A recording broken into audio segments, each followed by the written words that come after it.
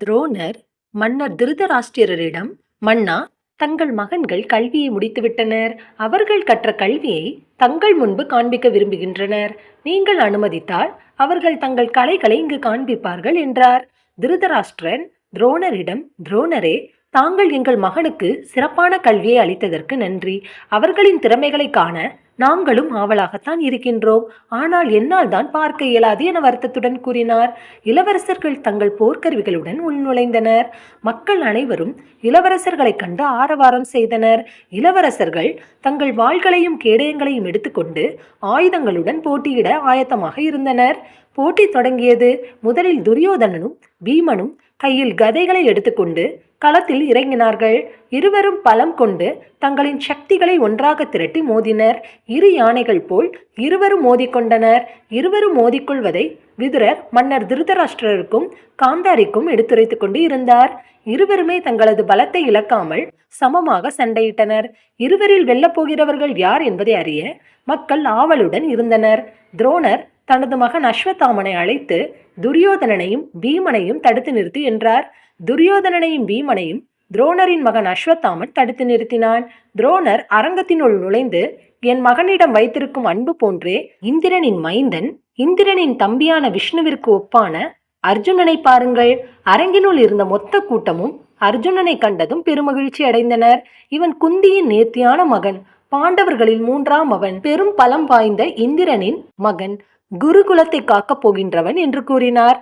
திருதராஷ்டிரன் விதுரனிடம், ஏன் இப்படி திடீரென கூச்சல் எழுகிறது என்று கேட்டார். விதுரர் திருதராஷ்டிரனிடம், பாண்டு மற்றும் குந்தியின் மகனான அர்ஜுனன் தனது கவசங்களை அணிந்து கொண்டு அரங்கினுள் நுழைந்திருக்கிறான். அதனால்தான் பெரும் கூச்சல் எழுகிறது என்றார். இப்போட்டியை காண கர்ணனும் வந்திருந்தான். பாண்டவர்களும் கௌரவர்களும் தங்கள் திறமைகளை வெளிக்காட்டினர். இறுதியாக அர்ஜுனனும் துரியோதனனும் போட்டியிட்டனர். அர்ஜுனன் ஏவிய அம்பு துரியோதனனை வீழ்த்தியது. இதில் துரியோதனன் தோல்வியடைந்தான். இறுதியாக அர்ஜுனன் வெற்றி பெற்றான் என பீஷ்மர் அறிவித்தார். அதன் பிறகு அர்ஜுனனை வீழ்த்த எவரேனும் இருந்தால் இங்கு போட்டியிடலாம் என கூறினார். அர்ஜுனனை எதிர்த்து போட்டியிட யாரும் அங்கு முன்வரவில்லை. அப்பொழுது கர்ணன் ஓர் அம்பை களத்தில் எய்தினான். அவ்வம்பில் பரசுராமரின் முத்திரை பதித்திருந்தது. இதை பார்த்த அனைவரும் அதிர்ச்சியடைந்தனர். அப்பொழுது கர்ணன் அனைவர் முன்னிலையிலும் அங்கு வந்தான். கர்ணன் துரோணரை பார்த்து, தாங்கள் உங்கள் சீடர்களுக்கு நன்றாகவே கலைகளை கற்றுக் கொடுத்துள்ளீர்கள்.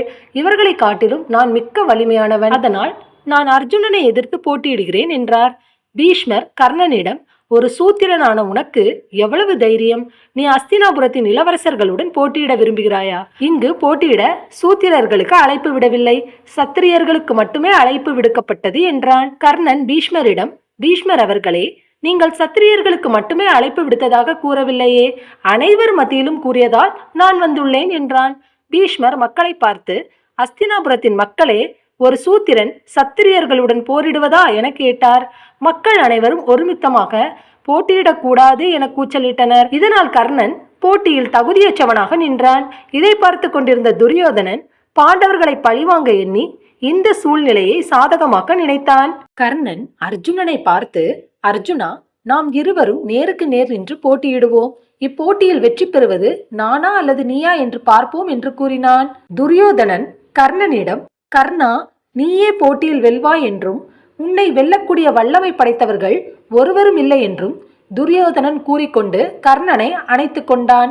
அதற்கு அர்ஜுனன், என்னோடு போட்டியிடுவதற்கு நீ தகுதி இல்லாதவன் என்றான்.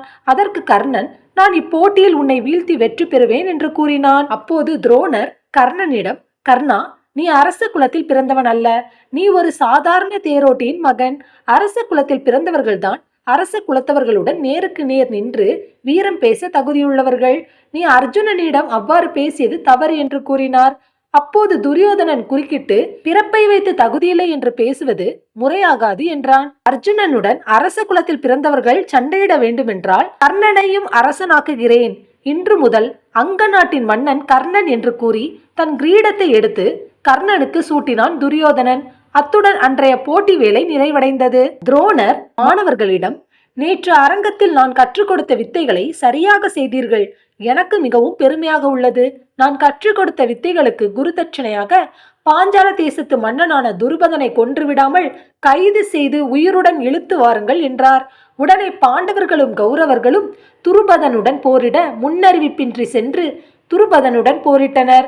துருபதனின் வீரத்தின் முன்னால் கௌரவர்களான துரியோதனனும் அவனை சார்ந்தவர்களும் பின்வாங்கினர். அப்போது போர் புரிந்து கொண்டிருந்த துருபதனின் மேல் எதிர்பாராத நேரத்தில் அர்ஜுனனின் அம்பு நெஞ்சில் பாய்ந்தது. துருபதனன் மயங்கி விழுந்தான். அர்ஜுனன் துரோணர் கூறியவாறே துருபதனை கைது செய்து அஸ்தினாபுரத்திற்கு இழுத்து சென்றான். துரோணர் துருபதனை ஏளனமாக பார்த்து சிரித்தார். துருபதன் தலை குனிந்து நின்றார். துரோணன் துருபதனிடம், நம்பிக்கை துரோகியே, நான் அன்று என் பிள்ளைக்கு பசிக்கிறது என்று உன்னை தேடி வந்து நின்றேன். நீ என்னை ஒரு அந்தணன் என்று கூட பார்க்காமல் விரட்டி அடித்தாய். இப்போது உன் நிலைமையை பார்த்தாயா? நீ எனக்கு சமமானவன் அல்ல என்பதை இப்போது நீ உணர்த்திருப்பாய். என் சிஷ்யர்கள் உன்னை வென்றதால் இனி பாஞ்சால தேசம் எனக்கு சொந்தம். நான் உன்னை போல் நம்பிக்கை துரோகி அல்ல. நீ வாக்களித்தபடி பாதி ராஜ்யத்தை மட்டும் எடுத்துக்கொள்கிறேன். பிழைத்து போ என்று கூறி விடுதலை செய்தார். துருபதன் அங்கிருந்து அவமானத்துடன் திரும்பி சென்றான். செல்லும் வழியில் துரோணரை பழி தீர்க்க எண்ணினான் துருபதன். தன் வாழ்நாளில் துரோணரை கொல்ல முடியாவிட்டால் என்ன செய்வது என்று யோசித்தான். தன் வாரிசுகளாவது துரோணரை கொல்ல வேண்டும் என்று நினைத்தான். துருபதனுக்கு குழந்தைகள் இல்லை. என்ன செய்வது என்று யோசித்துக் கொண்டே பாஞ்சால நாட்டிற்கு செல்லாமல் கங்கை கரைக்கு சென்றான். அங்கே ஒரு ஆசிரமத்தில் தங்கியிருந்த முனிவர்களிடம் தன் நிலையை எடுத்து கூறினான். முனிவர்கள் துருபதனுக்காக புத்திர காமேஷ்டி யாகம் செய்தனர். துரியோதனன் திருதராஷ்டிரனிடம் தர்மனை நாட்டை விட்டே துரத்தப் போவதாக கூறினான். அதை கேட்ட திருதராஷ்டிரன், துரியோதனா, இந்த நாடு என்னுடையதல்ல, இறந்து போன என் தம்பி பாண்டுவினுடையது. அவனுடைய பிள்ளைகள் தான் இந்த ராஜ்யத்தை ஆள்வதற்கு உரிமை உள்ளது. அவர்கள் சிறியவர்களாக இருப்பதால் இந்த நாட்டின் பொறுப்பை நான் ஏற்றுக்கொண்டுள்ளேன் என்றான். ஆகையால் அவர்களுடன் அனுசரித்து செல் என்றான். ஒரு வருடம் கழிந்தது. யுதிஷ்டிரன் அஸ்தினாபுரத்தின் இளவரசனாக முடிசூட்டப்பட்டான். யுதிஷ்டிரன் தன் திறமையாலும் பண்பாலும் மக்கள் மனதை கவர்ந்தான். யுதிஷ்டிரன் மற்ற நாடுகளுடன் போர் புரிந்து அஸ்தினாபுரத்தை விரிவுபடுத்தினான். பீமன், அர்ஜுனன், நகுலன், சகாதேவன் தங்கள் கலைகளில் மென்மேலும் சிறந்து விளங்கினார்கள். இவர்கள் அனைவரும் ஒற்றுமையுடன் செயல்பட்டு அஸ்தினாபுரத்தை நல்லாட்சியுடன் நடத்தினர். முனிவர்கள் செய்த புத்திர காமேஷ்டி யாகத்தின் பயனாக அக்னியிலிருந்து ஒரு பெண் தோன்றினாள். தன் மகளை பார்த்த துருபதன், இவள் துரோணரை அழிக்க பிறந்தவள் என கூறி மிகவும் மகிழ்ச்சி அடைந்தார். பாஞ்சால நாட்டின் அரசியான இவள் இன்று முதல் திரௌபதி என அழைக்கப்படுவாள் என்றார். பாஞ்சால நாட்டு இளவரசி என்பதால் பாஞ்சாலி என்றும் அழைக்கப்பட்டாள். இவளுடன் திருஷ்டத்யும்னன் எனும் சகோதரனும் யாகத்தீயில் தோன்றினார். துருபதன் திரௌபதியிடம், உனக்கு ஏற்ற மணாளன் பாண்டவர்களில் ஒருவனான அர்ஜுனன் தான். உனக்கு நான் அவனையே திருமணம் செய்து வைக்கிறேன் என்றார்.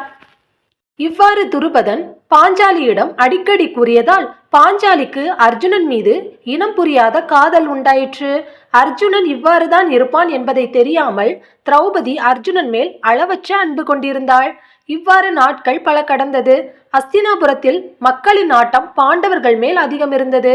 பாண்டவர்களின் செயல்களை மக்கள் புகழ்ந்து பாராட்டினர். இது துரியோதனின் செவிகளில் விழுந்தது. இதை அறிந்த துரியோதனன் ஒரு நாள் இவர்கள் நாட்டின் அரசனாகிவிட்டால் என்ன செய்வது என்று யோசித்தான். திருதராஷ்டிரனுக்கும் பாண்டவர்களின் செயல்களை மக்கள் பாராட்டுவதை நினைத்து பொறாமை உண்டானது. ஒருவேளை தன் குழந்தைகளுக்கு நாட்டின் அரசனாகும் உரிமை கிடைக்காவிட்டால் என்ன செய்வது என்று புலம்பிக் கொண்டிருந்தான். தந்தை திருதராஷ்டிரனை பார்க்க சென்றான். தந்தையே, நீங்கள் யுதிஷ்டிரனை நாட்டின் இளவரசராக முடிசூட்டி தவறு செய்துவிட்டீர்கள். மக்கள் அனைவரின் பார்வையும் பாண்டவர்கள் மீதுதான் இருக்கிறது. இதனால் பாண்டவர்கள் நாட்டின் அரசனாக முயல்கின்றனர். கிருபாச்சாரியார், விதுரர் முதலானோர் பாண்டவர்கள் பக்கம்தான் இருக்கின்றார்கள். உங்களுக்கு எங்கள் மீது பாசமும் அக்கறையும் இல்லை என்று நினைக்கின்றேன். அதனால்தான் தாங்கள் அமைதியாக இருக்கின்றீர்கள் என்றான். அப்பொழுது திருதராஷ்டிரன் துரியோதனிடம், மகனே, நீ இவ்வாறு பேசுதல் கூடாது. நீ பாண்டவர்கள் மேல் வைத்துள்ள இந்த கோபத்தை குறைத்துக்கொள். எனக்கு கண் பார்வை இல்லாததால் பாண்டு அஸ்தினாபுரத்தின் அரசனாக இருந்தான்.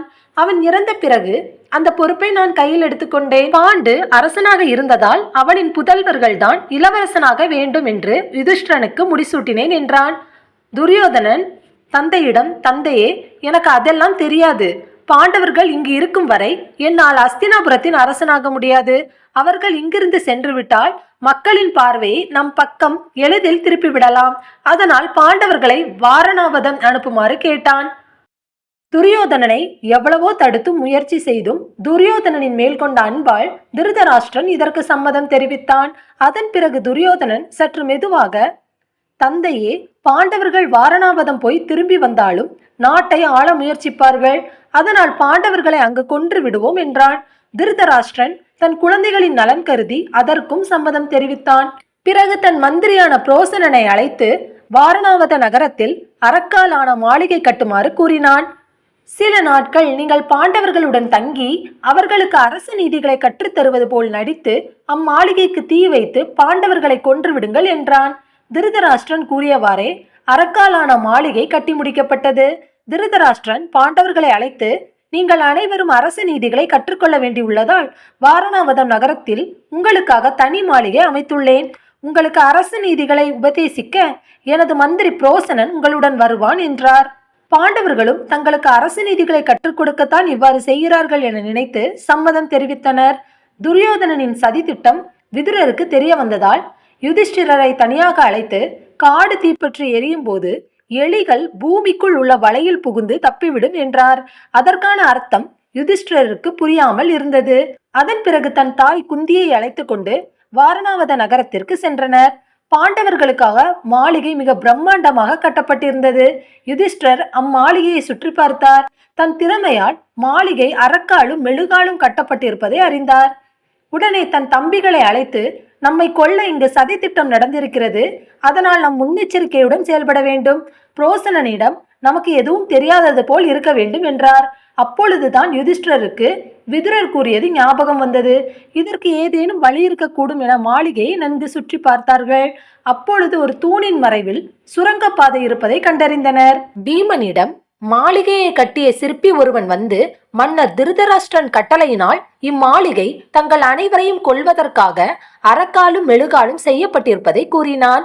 விதுரரின் உதவியோடு தாங்கள் செல்ல சுரங்கப்பாதை ஒன்றை கட்டியுள்ளேன். அச்சுரங்கப்பாதை தூணின் பின்பகுதியில் அமைந்துள்ளது. அத்தூணை தங்களால் மட்டுமே பெயர்க்க முடியும். அதனால்தான் தங்களிடம் வந்து இச்செய்தியை கூறினேன் என கூறிவிட்டு அங்கிருந்து சென்றான். இதை கேட்டு பீமன் மிகவும் கோபம் கொண்டான். இச்செய்தியை மற்ற சகோதரர்களிடம் தெரிவித்தான். இவர்களுக்கு தகுந்த பாடத்தை கற்பிக்க வேண்டும் என பாண்டவர்கள் நினைத்தனர். புரோசனன் தன் திட்டத்தை செயல்படுத்துவதற்கு முன் பாண்டவர்கள் செயல்படுத்தினர். புரோசனன் தன் அறைக்கு சென்று உறங்கிய பிறகு பீமன் தன் சகோதரர்கள் மற்றும் தாய் குந்தியை அழைத்து கொண்டு சுரங்கப்பாதை இருக்கும் இடத்திற்கு வந்தான். சுரங்கப்பாதையை மறைத்திருக்கும் தூணை பெயர்த்தெடுத்து சுரங்கப்பாதை வழியாக தப்பிக்க வைத்தான். அவர்கள் சென்ற பிறகு பீமன் அம்மாளிகைக்கு தீ வைத்துவிட்டு சுரங்கப்பாதை வழியாக தப்பி சென்றான். இவர்கள் சென்ற பிறகு அரக்கு மாளிகை எரிந்து சாம்பலானது. இச்செய்தியை அறிந்து அஸ்தினாபுரத்தில் இருந்த அனைவரும் ஓடி வந்தனர். மாளிகை எரிந்திருப்பதை பார்த்து நிச்சயம் இதில் பாண்டவர்களும் இறந்திருப்பார்கள் என நினைத்தனர். பாண்டவர்கள் இறந்துவிட்டனர் எனும் செய்தியை அறிந்து மக்கள் கதறி அழுதனர். மற்ற நாட்டு மன்னர்களும் வீரமிக்கவர்களை இழந்துவிட்டோமே என பெரிதும் வருந்தினர். ஆனால் துரியோதனன் மட்டும் அளவற்ற மகிழ்ச்சியில் இருந்தான். தன் எதிரிகள் அழிந்துவிட்டதாக நினைத்து உள்ள மகிழ்ச்சியில் பொங்கி வழிந்தது. ஆனால் அனைவர் மத்தியிலும் அதை வெளிக்காட்டிக் கொள்ளாமல் பாண்டவர்களை நினைத்து வருந்துவது போல் பாசாங்கு செய்தான். திருதராஷ்டிரனும் பாண்டவர்களை நினைத்து வருந்துவது போல் பாசாங்கு செய்தான். பீஷ்மர் பாண்டவர்கள் இறந்துவிட்டார்கள் என நினைத்து அளவற்ற துன்பம் அடைந்தார். அதன் பிறகு பாண்டவர்களுக்கு ஈமச் சடங்குகளை செய்து முடித்தனர். பாண்டவர்கள் தப்பி சென்ற சுரங்கப்பாதை காட்டில் சென்று முடிந்தது. பாண்டவர்கள் அனைவரும் காட்டில் அலைந்து திரிந்தனர். குந்தி மிகவும் சோர்வடைந்து காணப்பட்டாள். பீமன் அவர்கள் அனைவரையும் ஓரிடத்தில் தங்க வைத்துவிட்டு தண்ணீர் கொண்டு வருவதற்காக சென்றான். காட்டில் மனிதர்களின் வாசம் வருவதை உணர்ந்த அரக்கன் இடும்பன் தன் தங்கை இடும்பியை அழைத்து, அந்த மனிதர்களை எனக்கு உணவாக கொண்டு வா என கூறி அனுப்பி வைத்தான். அரக்கியான இடும்பி பெரும் சத்தத்துடன் பீமன் முன் நின்றாள். பீமனை கண்ட இடும்பிக்கு அவன் மேல் காதல் உண்டாயிற்று. பீமனை பார்த்து, நீ யார், எதற்காக இந்த வனத்திற்கு வந்தாய் என கேட்டாள். பீமன் நடந்தவற்றை எல்லாம் கூறினான். அதன் பிறகு பீமன் இடும்பியை பார்த்து, நீ யார், எதற்காக இங்கு வந்தாய் என கேட்டான். இடும்பி பீமனிடம், என் பெயர் இடும்பி, என் சகோதரர் பெயர் இடும்பன். மனிதர் வாசனைகளை உணர்ந்த என் சகோதரர் உங்களை உணவாக கொண்டு வரும்படி கூறினான். ஆனால் உன்னை கண்டவுடன் எனக்கு உன்மேல் காதல் உண்டாயிற்று. நீ என்னை திருமணம் செய்து கொள். நீங்கள் அனைவரும் இங்கிருந்து தப்பிக்க உதவி செய்கிறேன் என்றாள். தன் தங்கை வர தாமதமானதால் இடும்பன் அந்த இடத்திற்கு வந்தான். அங்கு தன் தங்கை காதல் வசனம் பேசிக் கொண்டிருப்பதை கேட்டு அளவற்ற கோபம் கொண்டான். தன் தங்கையை கோபத்துடன் பார்த்து, உன்னை இந்த மனிதர்களை பிடித்து வா என அனுப்பி வைத்தால் நீ இவனுடன் காதல் வசனம் பேசிக் கொண்டு இருக்கிறாயா? பிறகு இடும்பன் பீமனை பார்த்து, அற்ப மனிதனே, நான் இப்பொழுதே உன்னை உணவாக உட்கொள்கிறேன் என பீமனை நெருங்கினான். இருவருக்கும் சண்டை உண்டானது. இவர்களின் சண்டை நீண்ட நேரம் தொடர்ந்தது. பீமனின் தாக்குதலை தாங்க முடியாமல் இடும்பன் அந்த இடத்திலேயே மாண்டு விழுந்தான். பீமனின் ஆற்றலை கண்டு இடும்பிக்கு பீமன் மேல் இருந்த காதல் இன்னும் அதிகமானது. பீமனிடம் தன்னை திருமணம் செய்து கொள்ளும்படி மிகவும் வற்புறுத்தினாள். பீமன் இடும்பியிடம், எனது சகோதரர்கள் திருமணம் செய்யாமல் என்னால் உன்னை எப்படி திருமணம் செய்ய முடியும்? அது மட்டுமன்றி அரக்கியாகிய உன்னை நான் எவ்வாறு திருமணம் செய்து கொள்வது? அவ்வாறு உன்னை திருமணம் செய்ய வேண்டும் என்றால் என் தாயின் அனுமதி வேண்டும் என கூறினான். பீமன் இவ்வாறு கூறிய போதும் இடும்பி மிகவும் வற்புறுத்தினாள். பிறகு பீமன் அவளை தன் தாயிடம் அழைத்து சென்று நடந்த விவரத்தை கூறினான். இடும்பி குந்தியிடம் பீமன் மேல் தனக்கு ஏற்பட்ட காதலை கூறினாள். இடும்பியின் உணர்வை மதித்து குந்தியும் அவனது சகோதரர்களும் திருமணத்திற்கு சம்மதம் தெரிவித்தனர். அதன் பிறகு பீமனுக்கும் இடும்பிக்கும் திருமணம் நடந்தது. அதன் பின் பாண்டவர்கள் சில காலம் வனத்திலேயே தங்கினர். இடும்பியும் ஒரு மகனை பெற்றெடுத்தாள். அவன் பெயர் கடோத்கஜன். இவன் தன் தந்தை பீமனை காட்டிலும் வலிமையானவன், வீரத்திலும் சிறந்தவன். பீமன் இடும்பியிடம், நாங்கள் வனத்திலிருந்து செல்ல வேண்டியுள்ளதால் உங்களை விட்டு பிரியும் நேரம் வந்துவிட்டது என்றான். இடும்பியும் அதை புரிந்து கொண்டு சம்மதம் தெரிவித்தாள். அப்பொழுது பீமனின் மகன், தந்தையே, நீங்கள் எப்பொழுது என்னை நினைத்தாலும் நான் உங்கள் முன் வந்து நிற்பேன். உங்களுக்கு பணிவிடை செய்வதற்காக காத்து கொண்டிருப்பேன் என்றான். அதன் பிறகு இடும்பியும் கடோத்கஜனும் பீமனிடமிருந்து விடை பெற்று சென்றனர்.